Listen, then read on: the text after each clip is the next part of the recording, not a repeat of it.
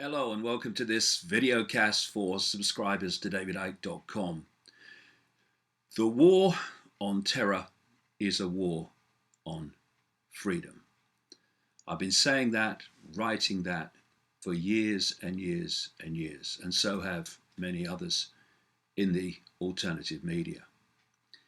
And the horrific events of the last week and more in Tunisia, in France, and parts of the Arabic world are simply the next step to advance the agenda of destroying human freedom and much else besides.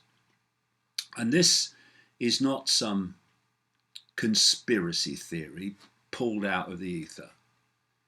It's in documents that you can read and see the connections between. You can go back, for instance, to a document known as a clean break, which was produced for Benjamin Netanyahu in the 1990s by the infamous neocons in the United States, people like Richard Perle and others. And what it proposed in terms of what Israel should do is mirrored by current events in terms of the countries they should target: Syria, Iraq, Iran, and countries they should try to go into an alliance with in achieving the end of targeting those countries. You can bring it a few years forward to the year 2000, when the same neocons in the United States that were the force behind the Boy Bush administration, they produced a document through a front operation called the Project for the New American Century, calling on the United States to fight multi-theater wars against the same names: Syria, Iraq, Libya, and others, Iran. And just after that, in 2001, in fact, 1 year after that to the month, we had 9/11, the official story of which is shockingly ridiculous and quite obviously a cover story. In the Project for the New American Century document, it said that a new Pearl Harbor would be required to justify these multi-theater wars against these countries in the Middle East and North Africa. And a year later, after this crowd behind that document came to power with the Boy Bush administration, we had 9/11 with its ridiculous official fairy tale. And what has happened as a result of that? The countries targeted in both a clean break and the Project for the New American Century document have been bombed, turned into chaos, and in terms of Iran, constantly threatened and undermined. Then you can go just a very short time, matter of days and weeks after 9/11, and you pick up the story told by General Wesley Clark, a supreme commander for NATO at one point, who said that he went to the Pentagon immediately after 9/11 and was told by a member of the Joint Chiefs of Staff that the plan was, so this man had been told from on high, in other words, the Secretary of Defense's office, Donald Rumsfeld, that they were going to target and regime change a series of countries in the next few years that followed that. And what were those names? Iraq, Libya, Syria, Iran. The story just is so blatant.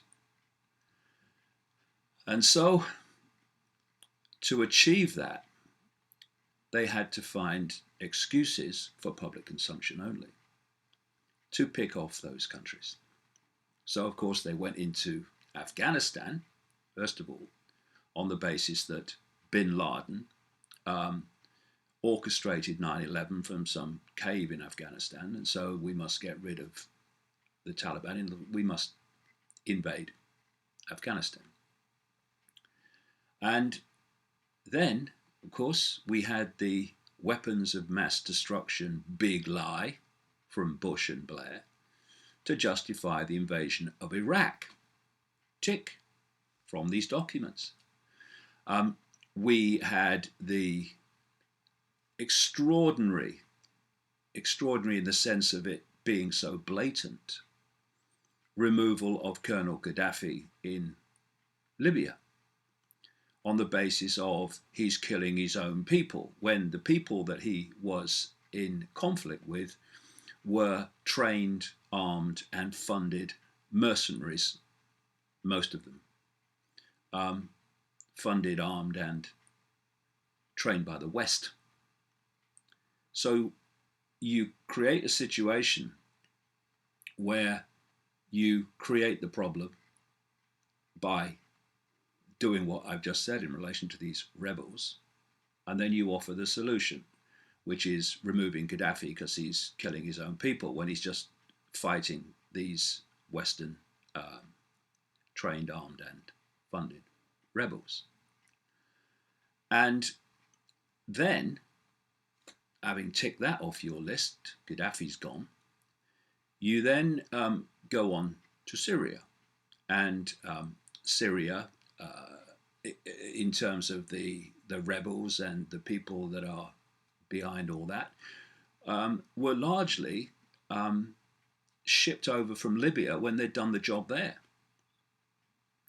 And so you had the attempt to overthrow Assad as quickly as they did Gaddafi.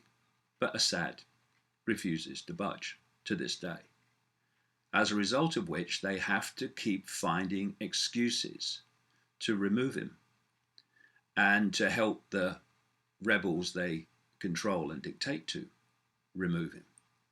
And so there has been an effort to justify Western bombing of Syria. Of course, Obama and the British Prime Minister Cameron tried to do that a few years ago, and they couldn't get it agreed to. Certainly, Cameron couldn't in the Houses of Parliament. And that was an attempt to justify the bombing of Syria on the basis that Assad had used chemical weapons against his own people. It's kind of a mirror of the technique of Gaddafi and that a whole Libyan operation, but it was classic problem, reaction, solution, or in this case, no problem, reaction, solution, because the evidence points to the fact that it was actually members of this rebel group that actually used the chemical weapons. So Assad won't go, and they couldn't justify bombing Syria as a result of this attempted con trick over chemical weapons. And then ISIS starts to emerge. ISIS being an outgrowth of the whole terrorist movement in the Middle East that really got underway after 9/11, going before, but started to really become more and more prominent after 9/11, with Al-Qaeda and all that, which the evidence shows very clearly was a creation of the Washington administrations. So what do we do now? We need to tick off this latest country on our list, Syria, but he won't go. So we have to do something to get rid of him. And what they want to do, quite clearly, is start bombing Syria. So after this latest series of horrific atrocities, especially from a Western point of view, the killing of nearly 40 people on the beach in Tunisia, we had this announcement this week from the Defense Secretary of Britain.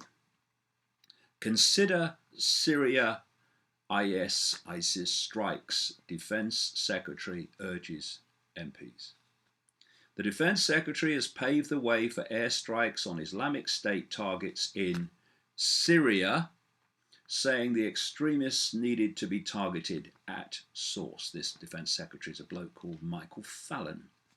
And the opposition party in Britain, Labour, has indicated it would not oppose military action in Syria as it did in 2013. That's when they tried to do the chemical weapons scam. The party's acting leader, Harriet Harman, said Islamic State had to be stopped and Labour would look very seriously at any proposals brought forward by the government. She said the situation was different from that in 2013, when Labour voted against airstrikes in Syria because IS was a terrorist organisation, while President Assad was the head of a government, albeit a terrible regime. A bit like our own then. And so what's happened here is, instead of directly bombing Syria on the basis of get rid of Assad because of chemical weapons, they've just changed the argument slightly to get support and justification by saying, actually, no, we don't want to bomb Assad, we want to bomb ISIS in Syria, right? Yeah, in Syria, yeah. And of course, the politicians who most of them are not manipulating. Some of them are, people in the know, the people who are the designated front men and women for all this. Most of them are just clueless about the world they're actually living in and what's going on all around them. It's extraordinary how high you can go in the political pyramids and the system pyramids until you find someone that actually is in the know of exactly what's going on, or at least some of what's going on. Prime Minister David Cameron later said that ISIS posed an existential threat to the West, and its members in Iraq and Syria were plotting terrible attacks on British soil. And that's another aspect of this whole war on terror, and an aspect, very large aspect, of what happened in Tunisia. And that is to use these appalling attacks to justify more and more deletion of basic freedoms at home, to protect people from the terrorists. It's so simple, and people in such large numbers still can't bloody see it.